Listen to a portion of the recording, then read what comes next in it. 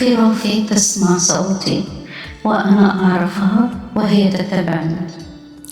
صوت ربنا مش دايما عالي، مش دايما معجزة، ومش دايما علامة كبيرة. صوته غالبا بيجي هادي بسيط مليان محبة، بيجي في كلمة بترتاح ليها، في آية بتلمس قلبك، في إحساس داخلي بالسلام، في فكرة نقية مش جاية من نفسك لكن من فوق.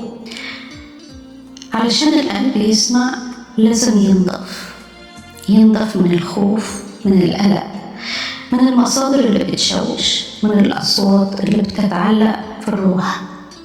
القلب اللي بيسمع ربنا هو قلب بيختار يسكت لحظة، يهدى، يفتح ودانه الداخلية. اهدأوا واعلموا إن هو الله.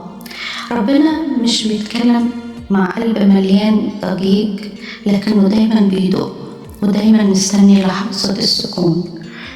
خد لحظة دلوقتي وقول من قلبك: يا رب افتح وداني لسماع صوتك وميزني طريقك.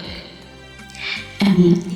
لما القلب يسمع صوت ربنا الحيرة تهدى والسلام يرجع والخطوة تبان. صوت ربنا مش بعيد، هو أقرب من نبض قلبك.